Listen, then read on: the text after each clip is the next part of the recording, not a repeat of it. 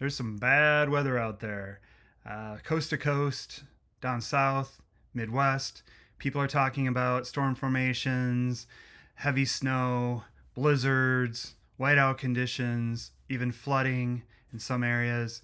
And yeah, I suppose I'm lucky in that I live in outside of Seattle, Washington, and when we get snow, we're just really happy we get snow. At least I am as a transplant.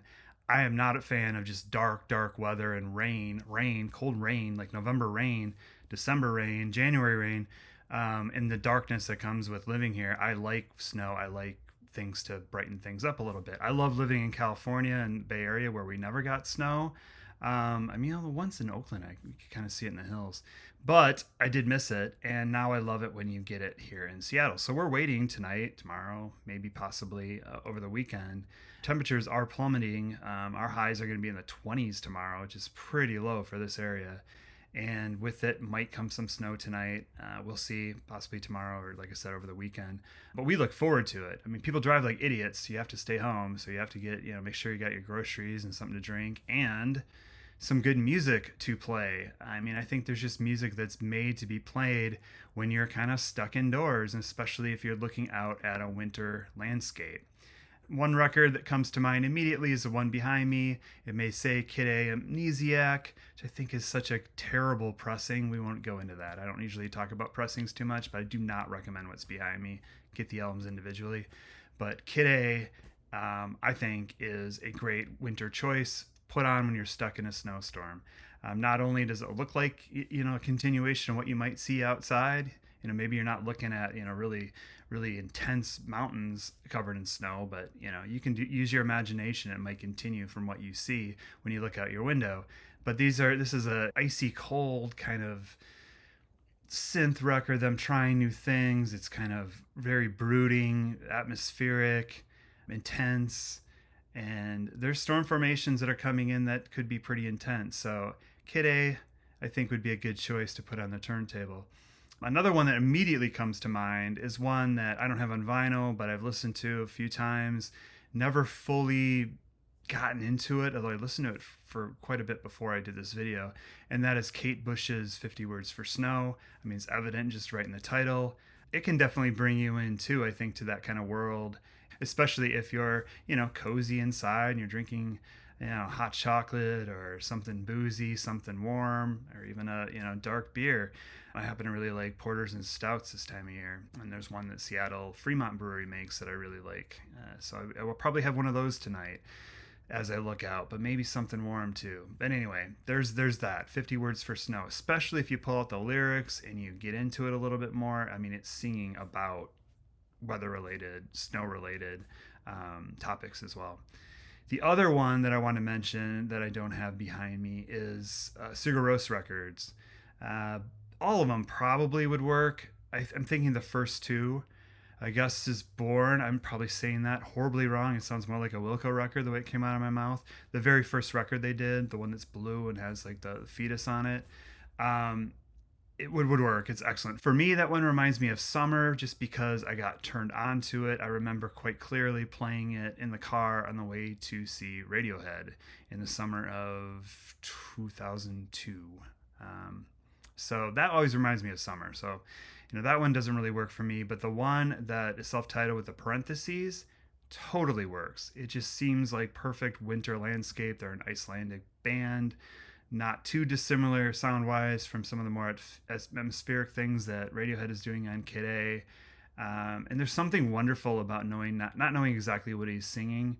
It doesn't require really too much attention at all on the vocals. Instead, it sounds so much a part of the music, which I think is real key, kind of like what REM were doing on Murmur and some of the really early stuff, although it is in Icelandic. So I guess if you knew Icelandic, you would probably pay more attention to the lyrics. I've never found myself in need of getting out a translation app or anything to figure out what they're saying on that record, but highly recommend that record. I need to pick it up on vinyl. It's one that I really, really love, and we'll probably put on at some point if we get bad weather here, if I look out at a snowy landscape.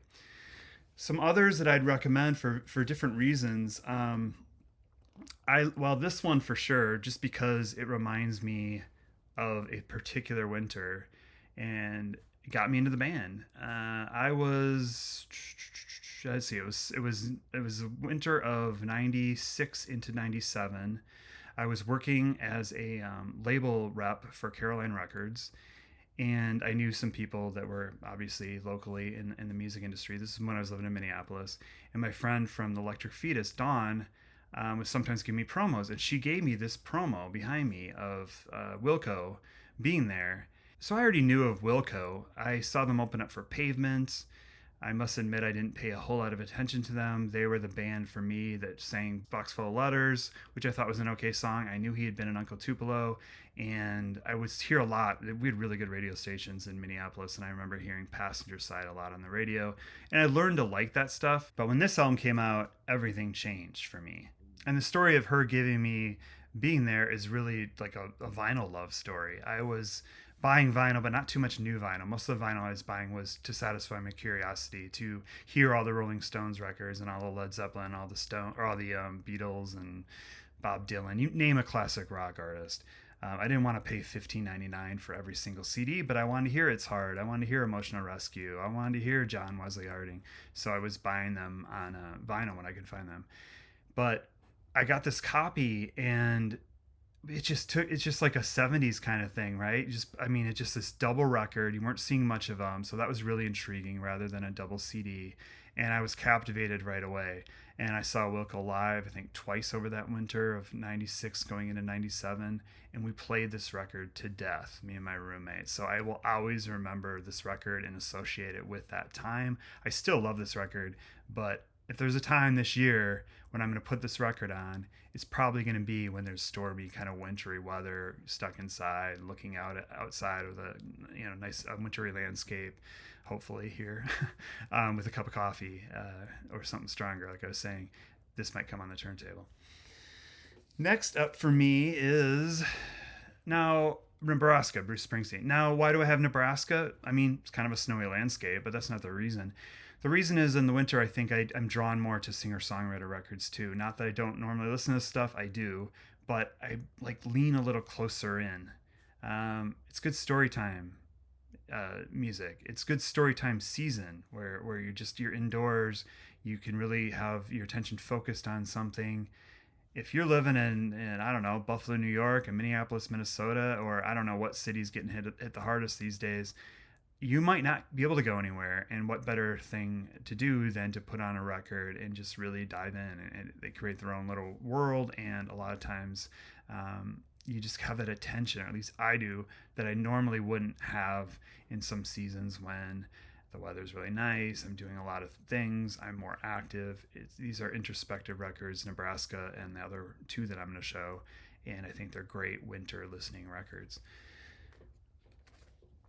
Okay, this one, if you're not familiar with it, it doesn't have its name or the title on it. This is an artist I want to do a separate video about sometime, but this is Damian Jurado, singer-songwriter out of Seattle. I think he moved away for a few years. I believe he lives back in the state now. This is an album he put out after he did a bunch of more experimental records. He's a singer-songwriter type. Came out in the early to mid 90s. Put out several records on Sub Pop. Hopped around labels a little bit. Did albums with Richard Swift that were a little bit more orchestral and experimental for him. And then returned to more of his older sound, but he's producing his own records, putting them out on his own label. And this, I think, is the best one. This came out probably, I'm guessing, like 2016-ish, 2017. And this is The Horizon Just Laughed by Damian Jurado. If you're not familiar with Damian Jurado, it's a great place to hop on and just check out. It does have some wintry type lyrics, Over Rainbows and Rainier. I mean, I always think of Rainier, it's always snow-capped. If you can see Rainier here, it's always gorgeous when it makes an appearance. And there's that song. There's other songs that may evoke winter. I can't think of the top of my head, to be honest with you. I didn't study the track listing before I pulled it out. But it is one of those records like Nebraska that you can just really kind of get into in the winter. And hey, an opportunity to plug Damian Jurado is always welcome for me. He's an artist that definitely deserves more attention than he's getting. And the last one, I cannot not mention Low. Low are a band that just seem made for winter weather. I mean, their music just demands to be taken seriously. It demands that you used to in a major way, demand that you kind of slow down and pay attention, or it would drive you nuts and you turn it off. I mean, this stuff would be so incredibly slow and moody and dark. This album is more recent. This is produced by Jeff Tweedy. I think this was 2011, but it's very minimal compared to the records that came before and after it. It's much more like singer-songwriter, much more stripped down. Doesn't quite have the darkness, I think, that some of the records before this did. I'm thinking of stuff like Things We Lost in the Fire.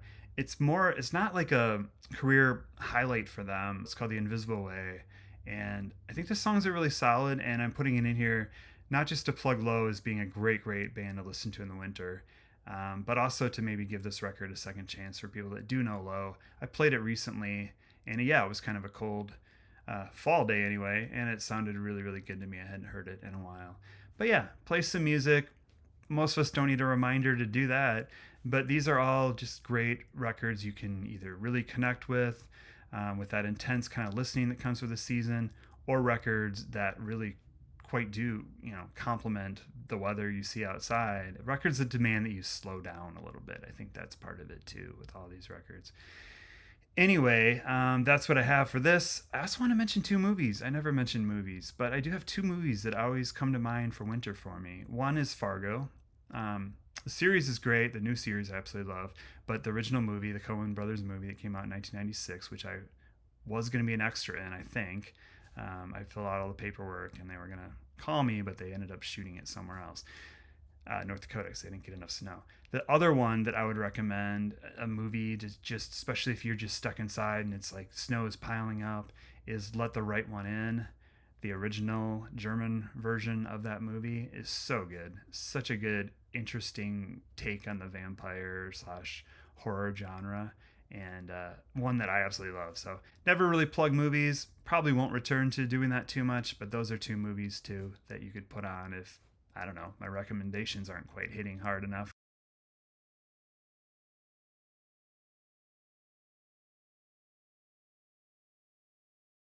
Have a good weekend, everyone.